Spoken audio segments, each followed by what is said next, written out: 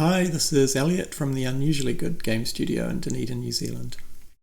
Today's devlog is about survivorship bias, which was just something I was thinking of on my walk home.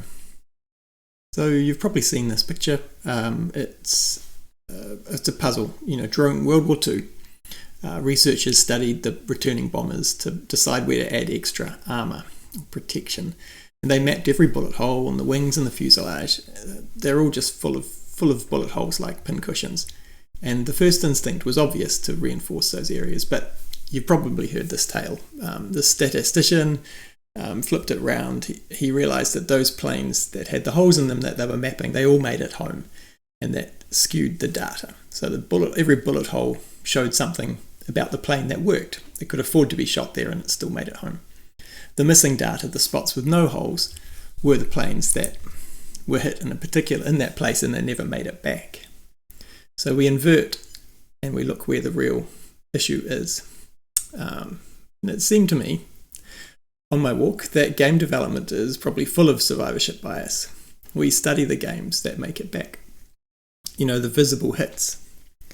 We read the postmortems, perhaps, maybe imitate their tags and monetization loops, or unless we're encouraged to. Every bullet hole in those survivors shows a system or aesthetic that worked for someone. But there are these huge blank areas on the map, audiences and experiences that haven't yet been successfully reinforced.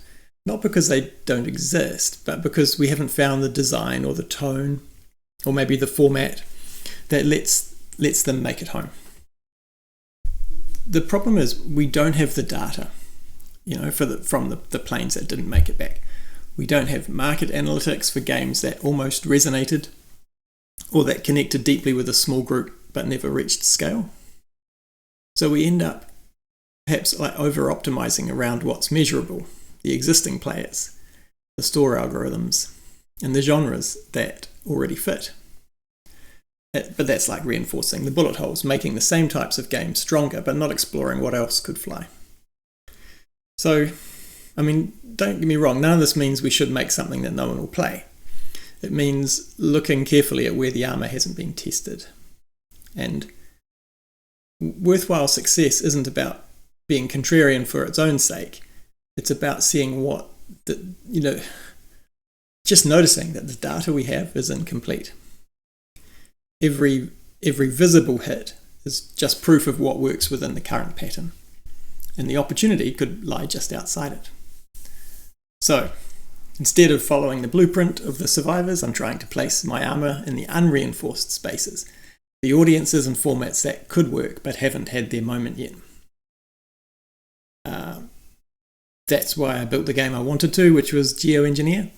It's this short 3D browser game about rescuing refugees, orbiting a planet. It's a strange mix of logistics, atmosphere, simulation, and empathy.